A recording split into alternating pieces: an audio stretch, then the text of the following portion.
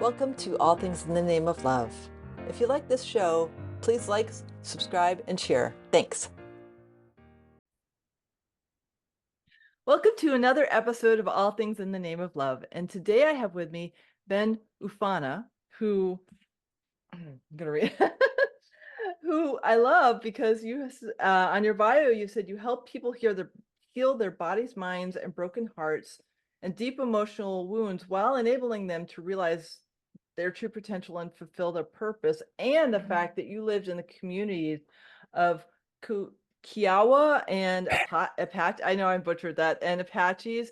And I love that because I know my soul is very connected to tribes in the Northwest. And so I want to talk a little bit about your journey, like what started you to remember that you're a spiritual being and how that's unfolded.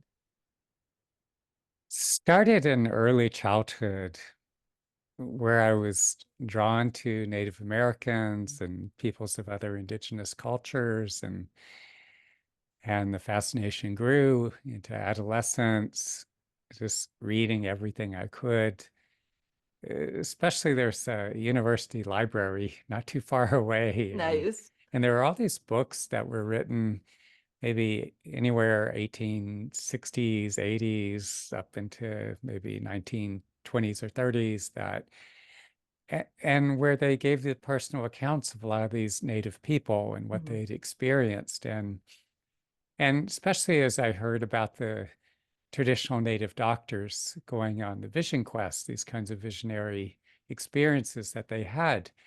And I was just transfixed by it all and thinking, wow, if I ever have the opportunity, this is what I will do with my life. And so I started saving money and bought a car. And by the time I was 17, I took off on my own, Oh, still in wow. high school, landed in a community in southwestern Oklahoma. It's predominantly Kiowa Indians, and there were other surrounding tribes. Okay. Comanche, Kiowa, Apache, Cheyennes, and Arapahoes, and Caddo, Wichita, Delaware. And so in the peyote meetings, one of my friends introduced me to his elderly father, who not biological, but had taken him in and said, "Hey, Dad, Ben wants to go into the peyote meetings." And for some reason, he made an exception for me. Oh, wow. And even when some of the other native elders were challenged him on it, he just said, well, this one's different. Let him come in. And so they did. They Wow. deferred to his authority. And it was during the peyote meetings that I met my mentor, Horace, who was one of the last surviving traditional doctors among the Kiowa tribe. Oh, wow. Horace, initially, I was afraid he would dismiss me and say, oh, this only works for Native people. Good luck there. And I was physically shaking when I approached him. Now, after a few encounters, a few times that I'd interacted with him, and I just said, I want to learn to do what you're doing. And he says, what are you doing this weekend? Can you start fasting? And still trembling, I just said, yeah, sure. And drove down into the Wichita Mountains, not eating or drinking the next 2 days and nights. And it was just his way of determining if I was truly serious. And he instructed me to come out to see him on the Navajo reservation. And the apprenticeship was very intense. He would transmit portions of his own healing gifts. A lot of these traditional native doctors, especially in times past, possessed paranormal abilities. So he would take objects like the end of a feather and physically project it into my body. I'd be going into a state akin to a seizure momentarily. Wow. And I could feel this extraordinarily powerful presence within my body. But when you take that transmission, it's not enough to just take it and run with the ball. You have to earn the right to work with it. And typically, the vision quest, it involves going 4 days and nights, no food, no water, alone in the mountains or some other remote wilderness area. And so Horace started me out there. But later on, I continued on my own. I've gone dozens of times, just spring and fall, just keep going back because every time I go, initially there was a lot of trauma that I carried from my childhood and adolescence, and there are times where it was like a near-death experience. I'd feel these extraordinarily powerful beings descend into my body, and Oh, wow. I'd be reliving those experiences. Mm. Some I had a vague recollection of, others had completely forgotten. And yet it all came flooding back with this intensity, all the memories, the emotions, all the physical sensations. And I could feel this presence taking those lived experiences and all those highly charged emotions and transforming it so that I could digest and assimilate all of this. Mm-hmm. And as that would happen, it would also be simultaneously building this new foundation.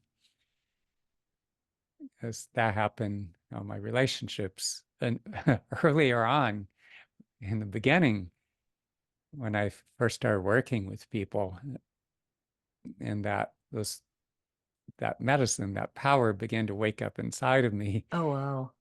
I found myself forming attachments to women who were about as emotionally wounded as I was, carrying Yeah. trauma from my past. Right. And some were just disinterested and unavailable, or a few were quite abusive, but it Mm. was a reflection of my own emotional wounding. But Mm-hmm. as I continued with the vision quest and that deep emotional wounding, that trauma healed, then the quality of my relationships changed dramatically. And I found myself attracted to individuals with whom I could form more meaningful and more deeply fulfilling relationships. Mm-hmm. So it's been this decades long process of evolution. Yeah. I love that because I've seen that with myself when I clear trauma from my body, things shift in relationships dramatically. And I Mm-hmm. use the terms frequency and resonance because that's how my brain works to understand it. Mm-hmm. Mm-hmm.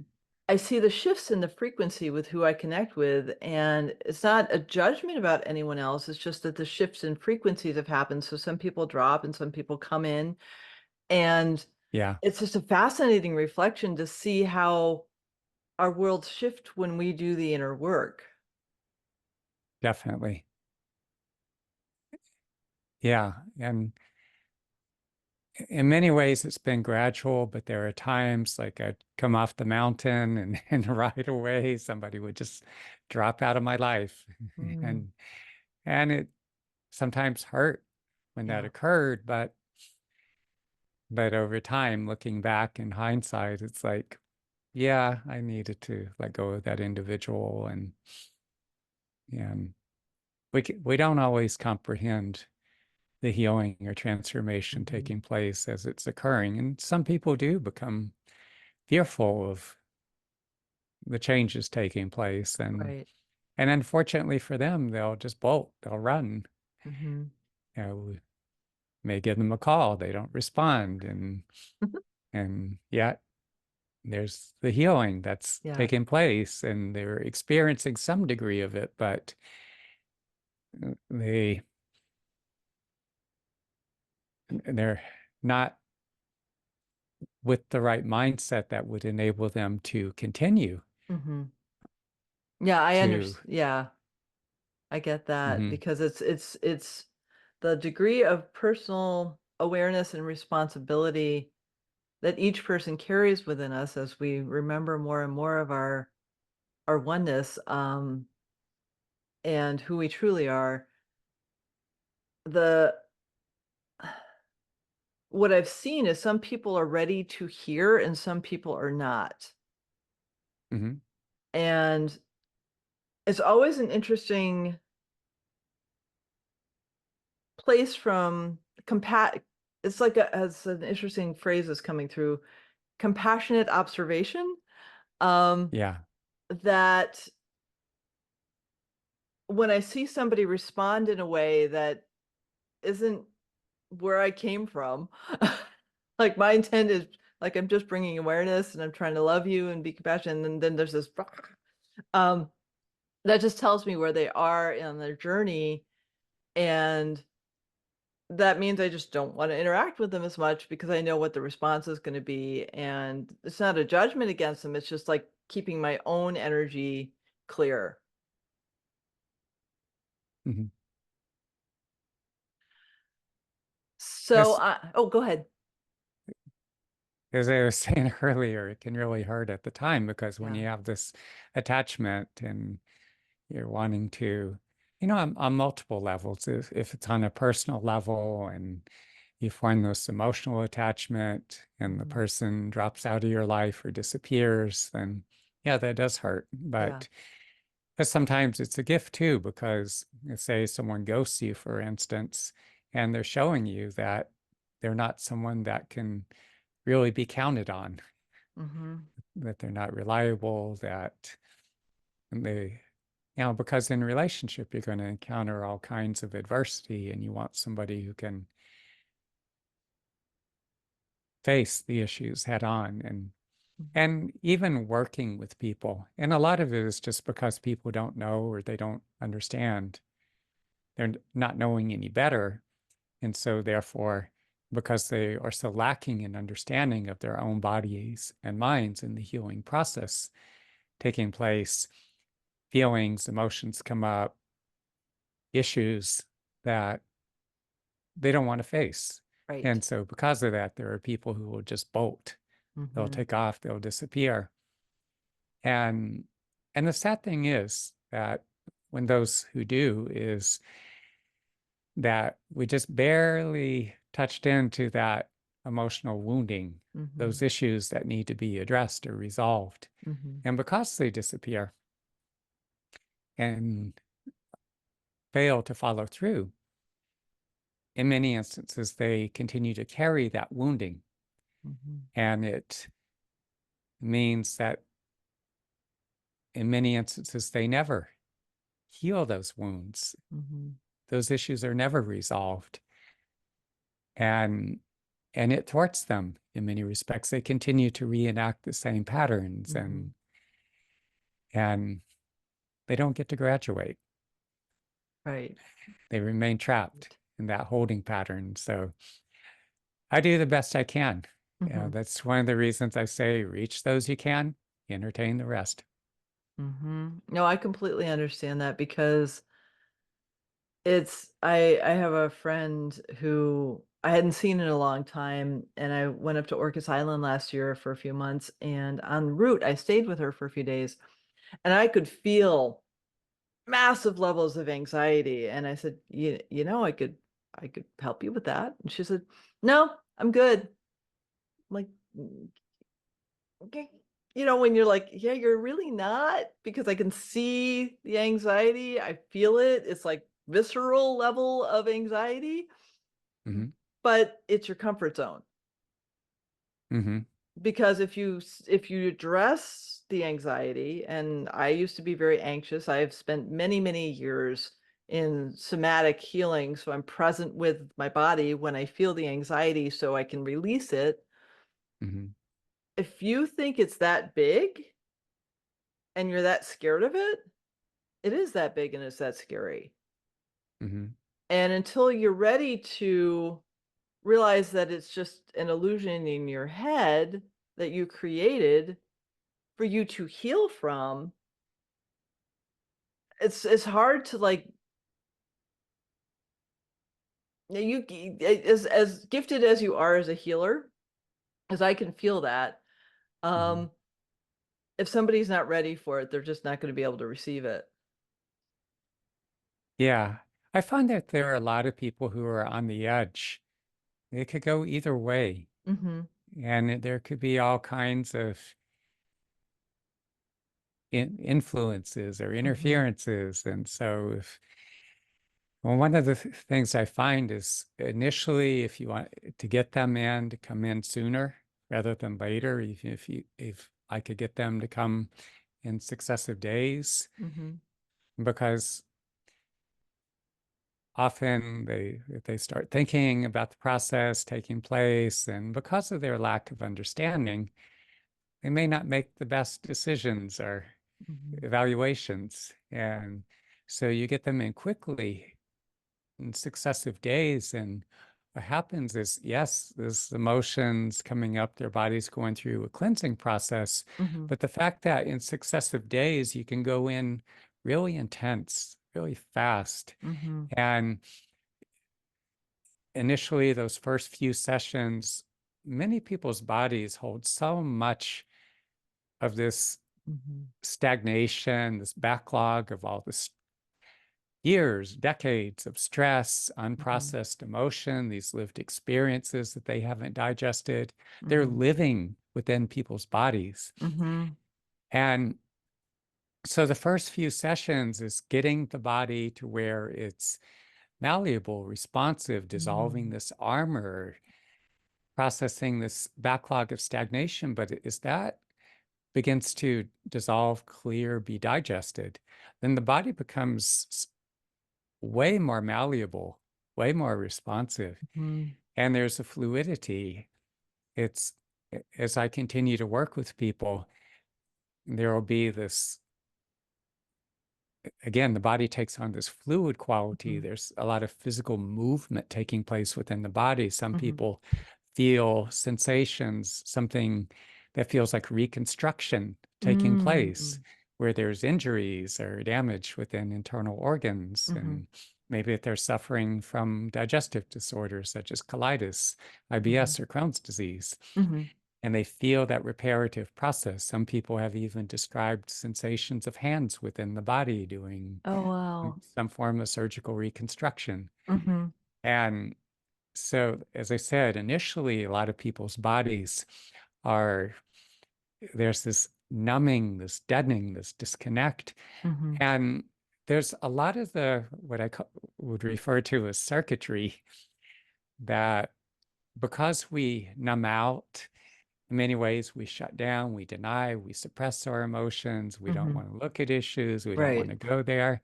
And all this stuff is building up within our bodies. It has a very deadening effect. But a lot of these connections between the different parts of our, the internal organs and the brain, and these connections that facilitate awareness, self-awareness, and understanding, there's a lot of that which is not really functioning. And so there's a song by the punk band, the Sex Pistols, years ago called Pretty Vacant, which I was hearing that when I was growing up. But it fits in the lyrics to the song. We're so pretty, oh, so pretty, pretty vacant.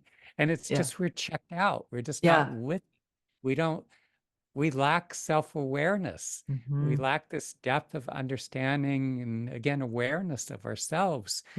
And so there's this muddle. And so starting out with people is doing the sessions is that people become more lucid, more cognizant. A lot of times it's people can't even grasp or comprehend the underlying source of the issues because there's so much muddling, and they lack the resources needed to do the deep level processing of their emotions.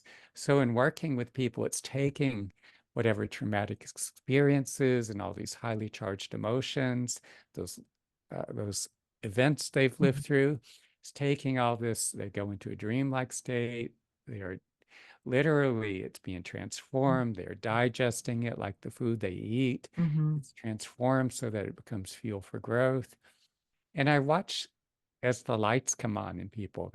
I watch as people become more lucid, more cognizant of their bodies and their lived experiences, their history, their family of origin, and all the dysfunction, and how it all links up with patterns playing out in their present day life. I don't know that I would call it an illusion, because these emotions, these traumas, these lived experiences, these stresses we internalize, they do have substance to them, Mm-hmm. and they do leave profound imprints. They're Right. carried with the body.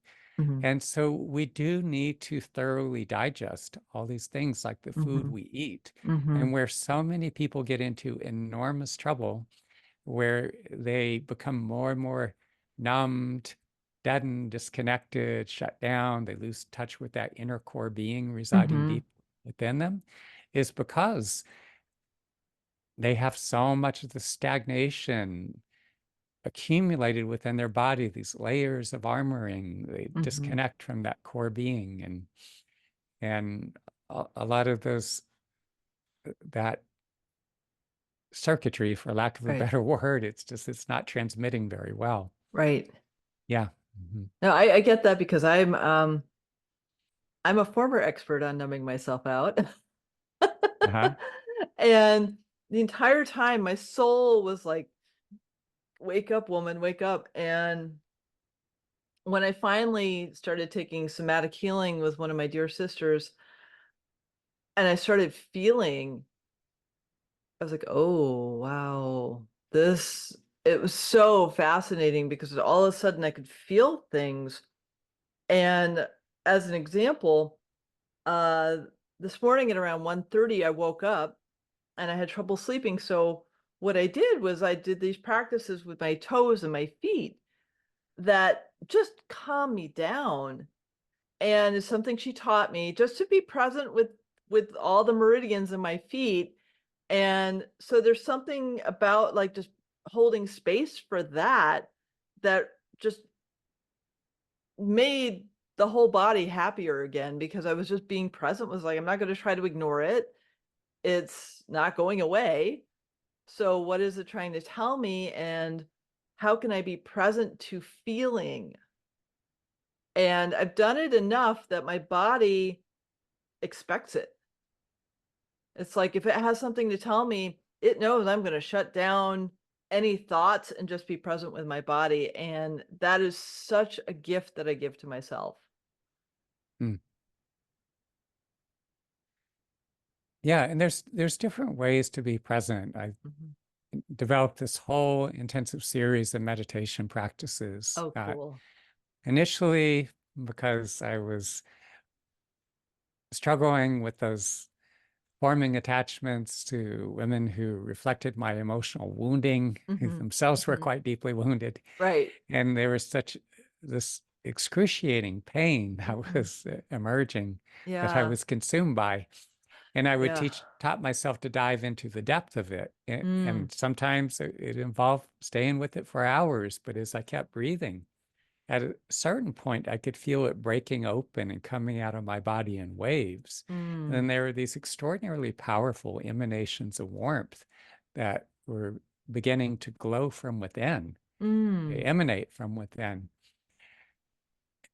And that was an important part of dissolving those unhealthy attachments. But Hmm. over Hmm. time, as that intensity of pain abated, I discovered, well, there's all kinds of stress and emotion trapped throughout the Yeah. body. And so I developed this whole intensive series of practices. Like, for instance, if you bring your awareness into your chest cavity or into your abdomen and you remain fully present, now you're going to access some things. If you do this, it could Hmm. be very faint. It may feel like some heaviness or numbness, but I was doing this over months. Hmm. And like when I started in the heart, there was this numbness, this deadening, little faint vapors of feeling, loneliness, longing. After a while, my whole chest cavity was aching, and there's this whole Mm. torrent of feeling. And then as I moved through that, there was this feelings of euphoria and this connectedness to a higher power. Hmm. And then after 3 months, it's like, well, what would happen if I brought my awareness down into my abdomen? I didn't feel Mm. much of anything at first. Hmm.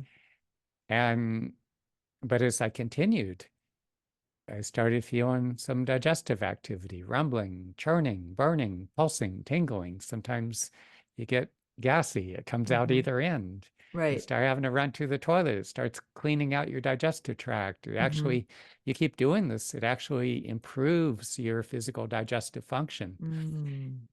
Focusing in the abdomen, the enteric nervous system lining the digestive tract, there's something like 1 million neurons producing dopamine, serotonin, norepinephrine, and other neurotransmitters. Mm-hmm. And yet many people, this abdominal region, they're cut off from the diaphragm down.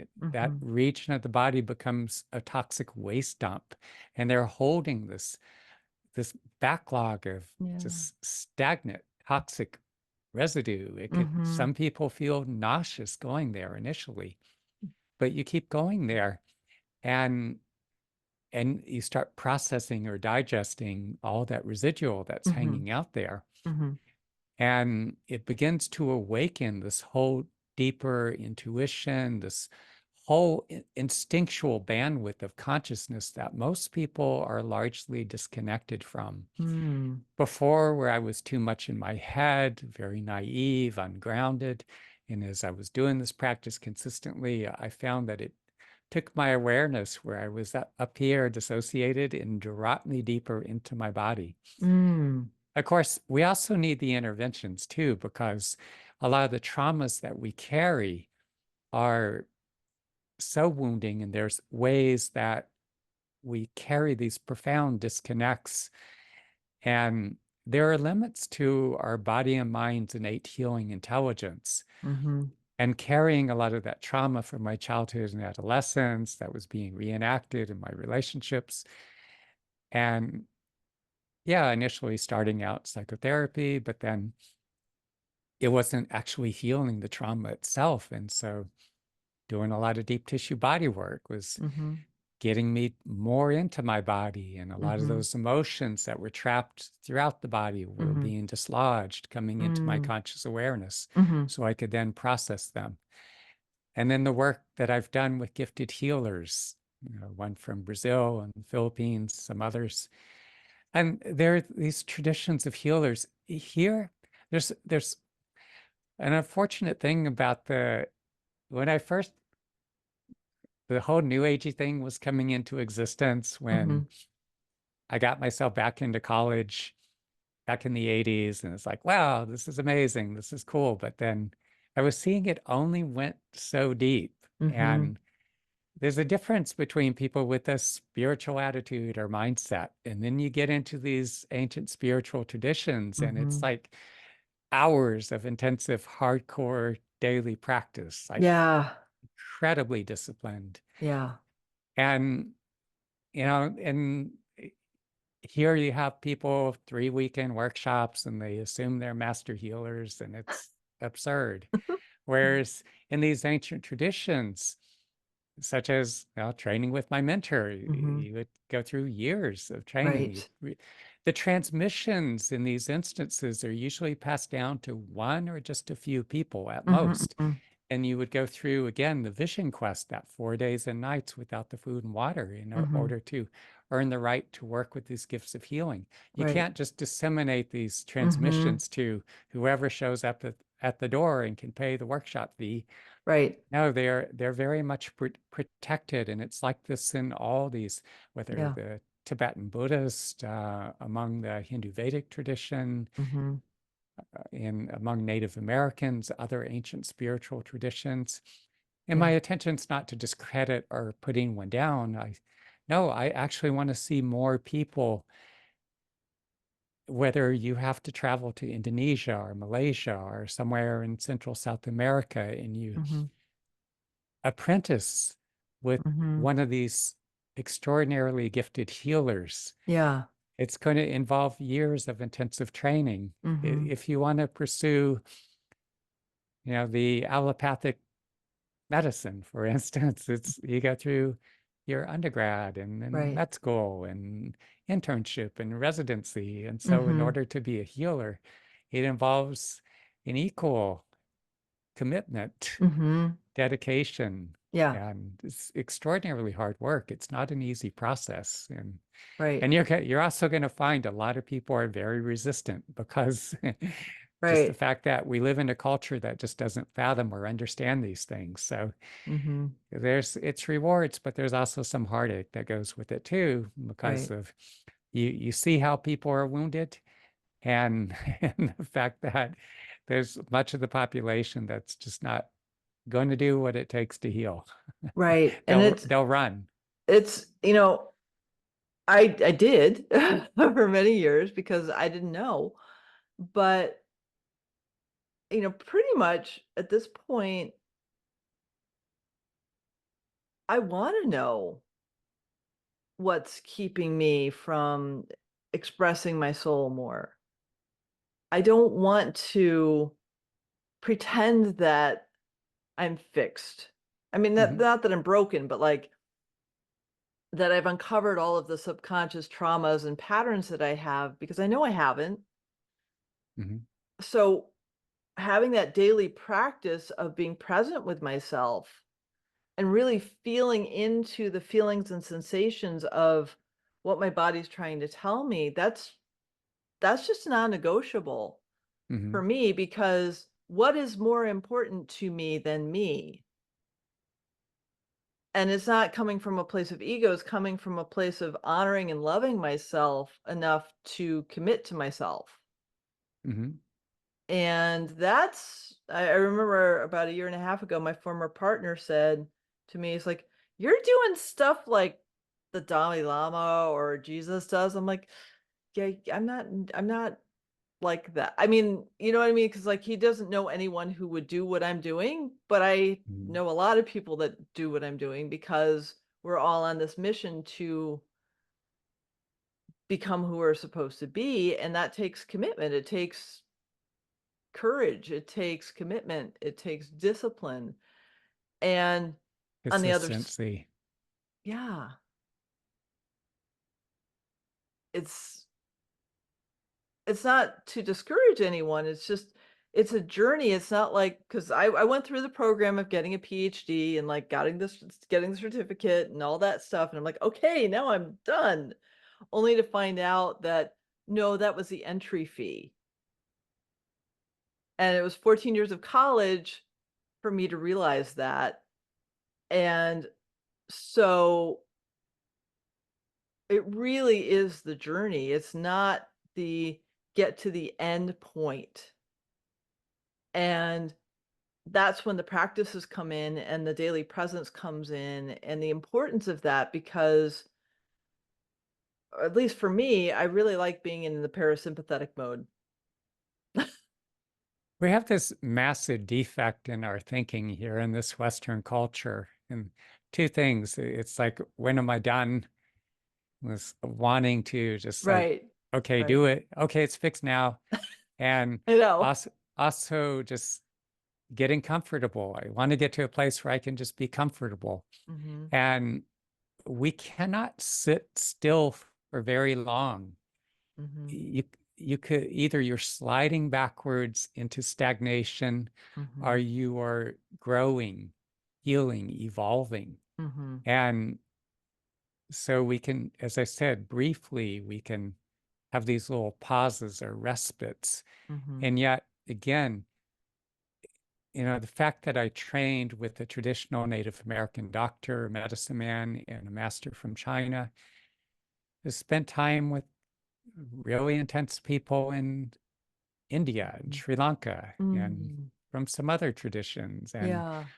And there's this, again, daily intensive practice. Mhm. Training with the Chinese master, there's these internal Qigong practices. A lot of these Mm. masters doing all this internal practice, if you try to strike them, they just redirect that force back into your body. It can do damage in the internal organs, Mm. or if they strike you, it could rupture internal organs like the kidneys, or they could send you flying across the room. And they don't go looking for a fight. It's just Right. they just keep building that power. But Right. that power also facilitates the healing of their own physical bodies, and Mhm. also their evolution, uh, spiritual evolution. Mhm. And again, Hindu Vedic tradition among Native Americans, I've gone through dozens of vision quests not trying to impress anyone, but like October was my 61st time. It's like, Wow. and it's excruciating at times Yeah. getting through that, but it's, Mm-hmm. but I can feel just the stresses of everyday life as that accumulates in my body, being Mm-hmm. human, and I don't want to just leave it there. So Right. as I feel that accumulate, it's like, oh, I need to get my ass back to the mountain, Mm-hmm. and and so I just keep taking steps, and in between, I generally do about 2 hours of sitting meditation practice a day. I'll do walking meditation. I do Mm-hmm. practice all throughout the day. Even when I'm in the midst of some situation or circumstance, something triggers me, evokes strong emotion. I'll be, even in the midst of a conversation, I could just be breathing into Mm-hmm. those feelings, those physical sensations. It's important how we breathe too. So many people are just breathing very shallow, high in their chest because the emotional wounding, the trauma has a way of just restricting, creates a lot of tension, a restriction in the body, Mm-hmm. restricting our breathing capacity. Mm-hmm. So, like when I breathe, I'm just inhaling very slowly, expanding my rib cage. Mm-hmm. I'm breathing about this quick, just one inhale, all the way down to my abdomen. And then I'm exhaling also very slowly. And it may be difficult at first, but as you keep practicing, you're able to take in much more oxygen, continue to inhale, expanding your rib cage, and again, breathing all the way down to your abdomen. And you exhale very slowly. And because as you breathe more deeply, it activates this innate healing intelligence within your Mm-hmm. body and mind. Mm-hmm. And so I tell people, I encourage people to acknowledge you're facing different challenges in your life, acknowledge what's happening, what you feel in response to it, any feelings, any physical sensations. Mm-hmm. Where are they located in your body? Where do they land in your body? Are they in your chest, your abdomen, solar plexus, some other locations? Mm-hmm. Usually they're going to be in your torso. Right. And center your awareness in the depths of what you feel. Keep breathing, Mm-hmm. following the feelings and sensations. They Mm-hmm. will often go through a set of, sequence of different feelings, and Mm-hmm. sensations will vary, but just keep following it. And I do this practice on a daily basis for hours. And again, make use of the most effective therapeutic interventions. Mm-hmm. Sometimes you need to explore and experiment, as I did, and to find Mm-hmm. out what's going to be most effective. I have found of everything I've tried, doing the deep tissue body work, when I've worked with gifted healers, and the indigenous healers, extraordinarily powerful healers from these ancient indigenous traditions, we all act as conduits. It's not just energy. I mean, there's other forces or Mm-hmm. beings working through our body. Mm-hmm. And that's why I said sometimes I'll be working with people and they'll feel sensations of like reconstruction within Mm. the internal organs. And Mm-hmm. you have people that have experienced some combination of emotional, physical, even childhood sexual trauma or sexual assault or combat experience. And when I look into the subtle bodies, what they refer to as the chakras, the layers of the Mm-hmm. aura, often there's a great deal of damage, Mm. disfigurement. They fail to develop.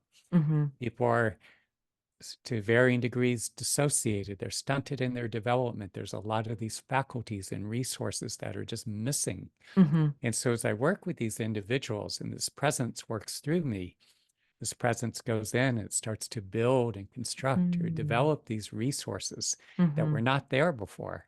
Mm-hmm. It's also, again, it's simultaneously enabling them to digest, transform, and digest those lived experiences.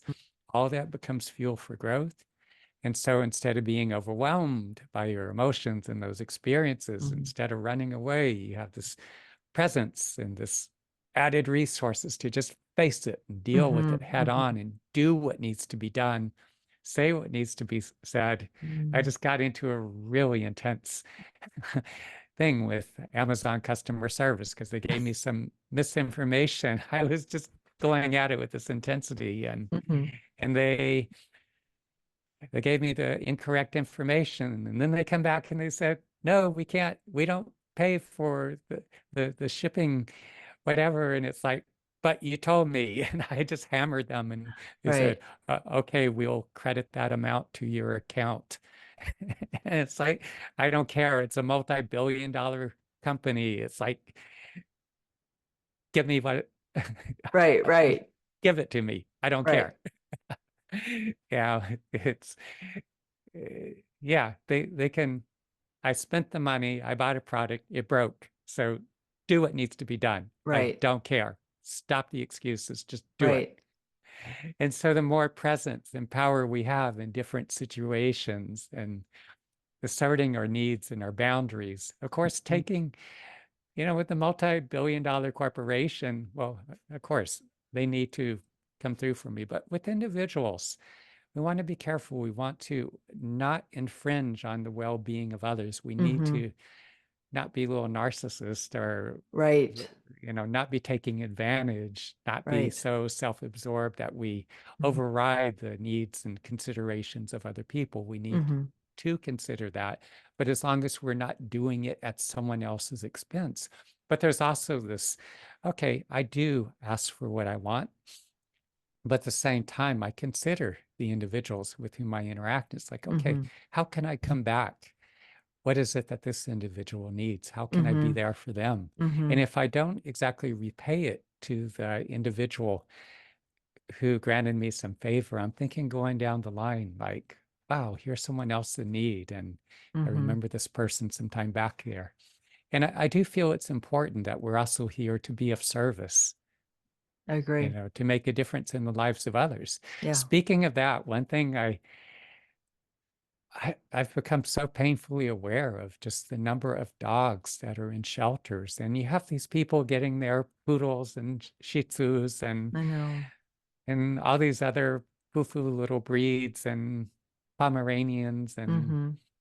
and yet, please, if you're considering getting a dog, every time you go and you to these breeders and you're getting these breeds, and they keep popping out litters, it contributes to this overpopulation of dogs. Mhm. And whereas if you go down to your local shelter, there's like so many amazingly beautiful dogs. And literally, many of these dogs are on doggy death row and they're living in Yeah. horrendous conditions. They're being Yeah. traumatized. So if you have that open space, and so many people are so lonely, and if you take in an animal or even a cat, but I have an affinity to dogs. So you take in a dog, you're saving, you can Mhm. literally be saving this dog's life. And and there's ways in which we become so much more disconnected. We're spending all this time scrolling on our phones and Mhm. on social media, and we're just not present. And there's ways in which you have a dog, for instance, and the dog is You're so present with the loyal, dog. You so are present with the present, dog. so loving. But Yep. a dog will teach you to be present. Mhm. So, but yeah, my little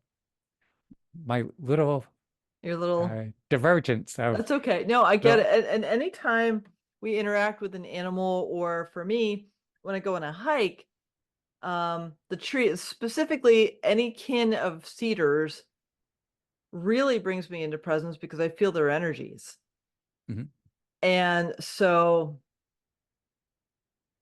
for me, that whole experience of like how many ways, like it's been sunny in Oregon for the past couple days, and I'm so grateful because we've had rain for months. And mhm, so I'm outside laying on the ground and feeling the energy of Mama Gaia and connecting with that energy and looking up at the sky and just feeling the sun. And there's such a it's a shift in my awareness, in my consciousness. I can feel how I'm connecting with the earth and the grass and the sky and the wind. And it's all like rewiring the circuitry in my body every time I do it. And I love it's a non-negotiable. When it's sunny, I'm outside unless it's like 90 degrees, but then I'll have to go in the morning. But like it's just this need to have that connection with all that is, that I can't get if I'm sitting inside staring at my computer. But I Mhm. mean, I have a heart-based connection, but I don't have the visceral ground connection that my soul and my body really need. And I notice when I am walking barefoot and I am connecting with Mama Gaia, I feel so much more alive in my body. Mhm. She's Mhm. awakening every cell in me. Mm.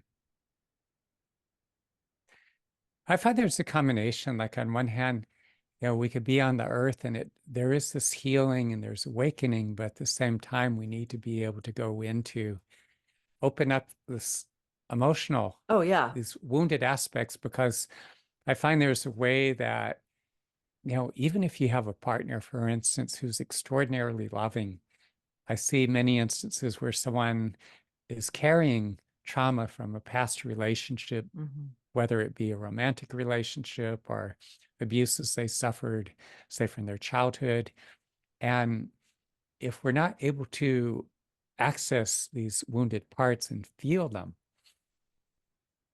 and be fully immersed and process or digest as I've described them, Mhm. there's ways in which these parts of ourself stay encapsulated.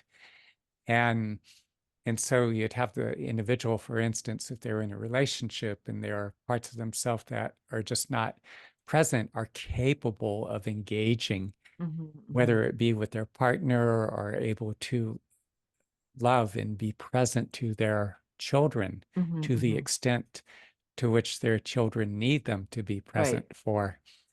And there's also, like I said, the intervention. Say, for instance, when I've worked with some of these gifted healers, and as I go through the vision quest, where I feel that presence going in and Mhm. actually transforming these Mhm. deeply wounded parts of me Mhm. that where I've carried these traumas, but because, for instance, I'll work with people who maybe their profession. It could be like a park ranger or something. Mhm. They're Mhm. out in the park Mhm. in nature a great deal of Mhm. time, and or they spend a lot of time kayaking and biking and Mhm. rock climbing and all that. And I see on one hand where there's this level of engagement, this presence, but Mhm. I also see a lot of and feel a lot of that trauma Mm. that's trapped, all this residual that's left in the body. Okay. And so we need both. Yeah. I strongly encourage everyone, as much as possible, spend as much time as you can outdoors on the earth and in nature, Mhm. as much time as you can. Mhm.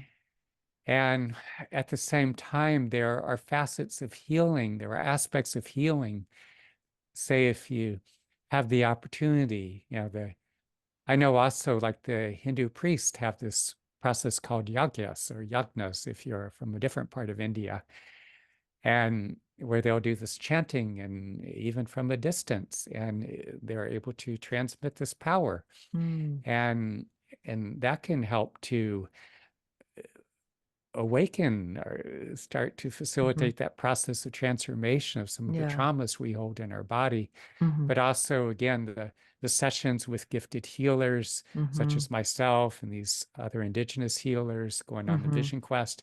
And there's a whole level of healing, because anytime somebody tells me they're doing any practice or intervention, I'm always curious. It's like, really? Let me look in your, can I look? Can I check out, look in your body, your mind? Mhm. I want to Mhm. see what's happening. Yeah. And I could see the areas that are developed.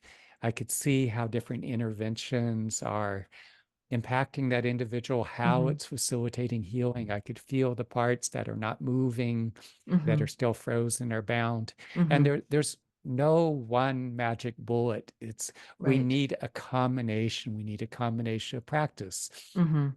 For instance, I will say that vast majority of people, I mean, there are some people that maybe they have some psychotic disorder, or maybe their brain's just not functioning barely, hardly at all because of some severe traumatic brain injury, and they're not really capable of doing some of these practices and are, but the vast majority of people will benefit, they need to work with this process like I described of digesting, acknowledge what's happening. What do you feel? Drop into the depth of those feelings. You're not sprinkling fairy dust. You're not sending light to them. You're not blowing them out of your body. Right. No, you just let it be what it is. Breathe into it. Allow it to take whatever time it takes. Some things you can work through in 5, 10, 15 minutes. If it's the death of a loved one, if it's some long-standing trauma, you may have to keep returning to it for weeks, months, even years. Some of the stuff is so deeply entrenched. Yeah. But just keep doing practice. Again, utilize these interventions. I'm open. I explore lots of stuff. I discovered it's been around for many years now, but the sensory deprivation flotation tanks, I mean, that's another useful, effective tool. Sometimes, with our bodies, our biochemistry can be way out of whack, and we have this imbalances between the organs and systems, and so depending on where you're at, it's going to determine what resources or what interventions are available to you. So if you're going through a breakup or divorce, for instance, if you could work with an acupuncturist, for instance, that will help to balance that, the crazy biochemical imbalance that happens when we become obsessively in love and fixated on someone, and we're obsessed because we can't let go of them, and we're in that devastating heartache. I will say, though, when I work with people one-on-one individually, if they're going through a breakup or divorce, most people are not going to go through a vision quest. It's just too powerful, too intense. But what I find for the most part is I've worked with people where they were ghosted in the breakup or divorce, patterns of abandonment, unrequited love, and they digest that whole experience of their relationship, their partner, that person they were longing for. I know that sounds a little cannibalistic, but no, it's just metaphorically, you're digesting all that. Right. And all that highly charged emotion, I see people come through it the other side, and they're dissolving those unhealthy attachments. They're much lighter, they're freer. And I've watched as a lot of these same people have attracted into their lives individuals with whom they could establish much more meaningful, much deeper, much more fulfilling relationships. It's like as you heal, as you evolve, you naturally resonate with healthier individuals, individuals who are growth oriented, that you can experience this much deeper, much more fulfilling connection. I completely agree with that. And I am so grateful that I've had this conversation with you, and because I'm aware of time and that I have another podcast coming, I do want to ask you, how can people find you? Best way is go to my website, benoofana.com, Benoofana. So benoofana.com. There's a contact form. There's my phone number, Google Voice number. Leave a message, 332-333-5155. And there's a free ebook if you are going through a breakup or a divorce, or your heart's being dragged along. Gettingoveryourbreakup.com. You could go to that link, download the free ebook. I do have my own YouTube channel. Just look up Ben Oofana, subscribe to my YouTube channel. There's videos that I post fairly consistently. And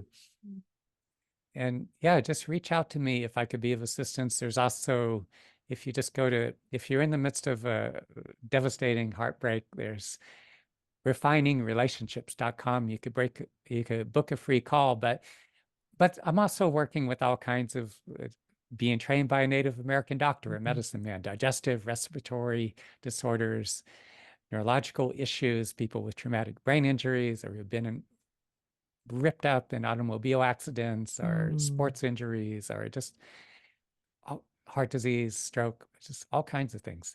Thank you. So do reach out to me if I could be of assistance. Thank you so much for your work in the world and your time and this beautiful conversation. And I am so grateful to know that you're on the planet with me. Thank you, Sophia, for this opportunity. I very much enjoy engaging with you. Thank you.